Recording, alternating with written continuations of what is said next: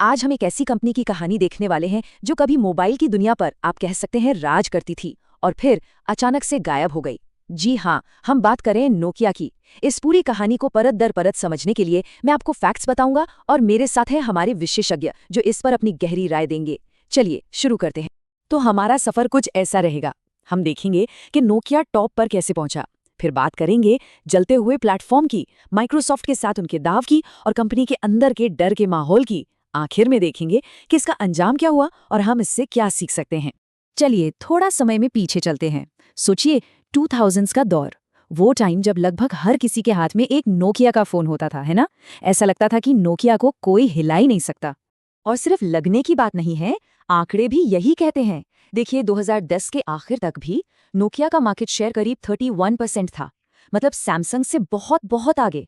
देखकर तो यही लगता था कि वो हमेशा टॉप पर ही रहेंगे। बिल्कुल। उस वक्त ये सोचना भी नामुमकिन था कि नोकिया जैसी मजबूत कंपनी कभी मुश्किल में आ सकती है। बाजार पर उनका कब्जा आप कह सकते हैं एक छत्र था। लेकिन फिर सब कुछ बदलने लगा। 2007 में आया आईफोन और उसके बाद एंड्रॉइड। इन दोनों ने मिलकर स्मार्टफोन की दुनिया का नक्शा ही बदल दिया। और इसी तूफान से निपटने के लिए 2010 में नोकिया एक नया सीईओ लेकर आया माइक्रोसॉफ्ट से, स्टीफन एलॉप। और एलॉप ने आते ही एक ऐसा मेमो भेजा जो इतिहास में दर्ज हो गया। उन्होंने अपने सारे कर्मचारियों से कहा, हम एक जलते हुए प्लेटफॉर्म पर खड़े हैं। उनका सीधा सा मतलब था कि कंपटीशन अब सिर्फ अच्छे फोन बनाने का नहीं रहा, बल्कि एप्स, सर्विसेज, मतलब पूरे के पूरी इकोसिस्टम का हो गया है। और इस मेमो का असर देखिए जरा, ये सच में हैरान करने वाला है। मेमो से पहले बिक्री थी 28 मिलियन यूनिट से ज्यादा और कुछ ही महीनों में गिरकर 17 मिलियन से भी कम हो गई, मतलब रातों रात आधी। सवाल यह है कि सिर्फ एक मेमो इतना बड़ा नुकसान कैसे कर सकता है। ये क्लासिक केस है जिसे ऑसबॉर्न इफेक्ट कहते हैं। देखिए बहुत सिंपल है। सोचिए एक कार कंपनी आज ऐलान कर दे कि हमारी मौजूदा कारें ठीक नहीं हैं, लेकिन अगले साल हम एक जबरदस्त नई कार ला रहे हैं, तो क्या कोई आज उनकी कार खरीदेगा? नहीं। एप्पल ने भी यही किया। उन्होंने खुलेआम कह दिया कि हमारे मौजूदा फोन का प्लेटफॉर्म पुराना पड़ चुका है और हम नए पर जा रहे हैं। नतीजा, लोगों ने फोन खरीदना ही बंद कर दिया। और कमाल की बात यह है कि गलती सिर्फ यहीं तक नहीं रुकी। उन्होंने इसके साथ एक और चीज मिला दी जिसे रैटनर इफेक्ट कहते हैं। मतलब उन्होंने न सिर्फ भविष्य के प्रोडक्ट का वादा किया, बल्कि अपने मौजूदा प्रोडक्ट की खुलेआम बुराई भी कर दी। ये तो अपने ही पैर पर कुल्हाड़ी मारने जैसा था, वो भी 2 बार।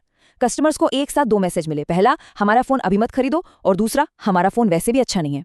तो ठीक है, प्लेटफॉर्म जल रहा था। इस आग से निकलने के लिए एलॉप का प्लान क्या था?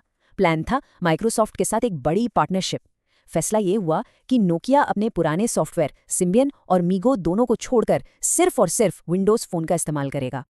और ये फैसला पैसों के लिहाज से भी एक बहुत बड़ी चुनौती थी। आप देखिए, एंड्रॉयड फोन बनाने वालों के लिए एकदम फ्री था, वहीं नोकिया को हर एक विंडोज फोन के लिए माइक्रोसॉफ्ट को लाइसेंसिंग फीस देनी पड़ती थी।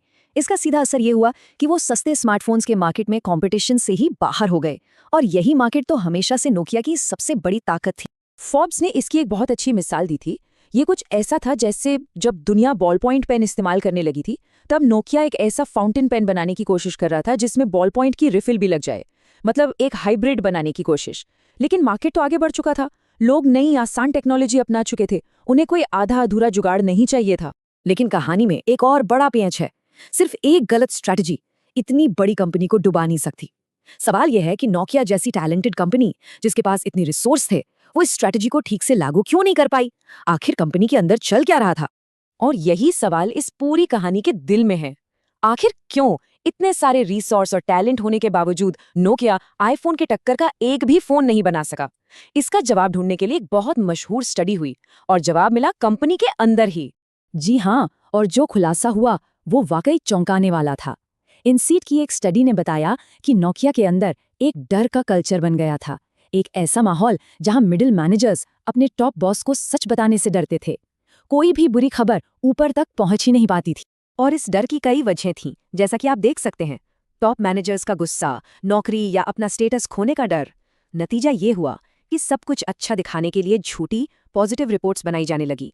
जो लोग टॉप पर बैठकर फैसले ले रहे थे, उन्हें जमीन की असलियत का पता ही नहीं था। वो बस अंधेरे में तीर चला रहे थे और कंपनी धीरे धीरे डूब रही थी। और इसका अंजाम वही हुआ जो होना था। मार्केट शेयर गिरता गया और आखिरकार 2013 में नोकिया को अपना पूरा मोबाइल फोन बिजनेस माइक्रोसॉफ्ट को बेचना पड़ा। और इस कहानी का सबसे दुखद मोड़ ये नंबर है, $7.6 बिलियन। ये वो रकम है जिसे माइक्रोसॉफ्ट ने नोकिया को खरीदने के ठीक 1 साल बाद राइट ऑफ कर दिया, मतलब बटे खाते में डाल दिया। आसान शब्दों में कहें तो माइक्रोसॉफ्ट ने मान लिया कि ये डील पूरी तरह फेल हो चुकी है। एक जमाने में दुनिया की सबसे बड़ी फोन कंपनी की कीमत अब लगभग 0 हो चुकी थी। तो इस पूरी कहानी के बाद सबसे बड़ा सवाल यही है कि इससे हम सीख क्या सकते हैं। नोकिया के इस पतन से वो कौन से बड़े सबक हैं जो आज भी मायने रखते हैं? देखिए, 4 बातें बिल्कुल साफ हैं। पहली, कंपनी के अंदर से डर का माहौल खत्म करना जरूरी है, क्योंकि डर इनोवेशन को मार देता है। दूसरी, ऐसा माहौल बनाएं जहां लोग सच बोल सकें। तीसरी और सबसे अहम बात, याद रखें कि कोई भी स्ट्रैटेजी तभी काम करती है जब आपके लोग सही मानसिकता में हों। और चौथी, कंपटीशन अब सिर्फ एक डिवाइस का नहीं, पूरे इकोसिस्टम का है। सीधी सी बात है, अगर कंपनी का कल्चर ही ठीक नहीं है तो दुनिया की सबसे अच्छी स्ट्रैटेजी भी फेल हो जाएगी। और इसी के साथ हम आपको एक सवाल के साथ छोड़कर जा रहे हैं। नोकिया की कहानी से जो सबक मिले हैं उनको ध्यान में रखकर सोचिए, क्या आज की कोई बड़ी टेक कंपनी भी ऐसे ही किसी जलते हुए प्लेटफॉर्म पर खड़ी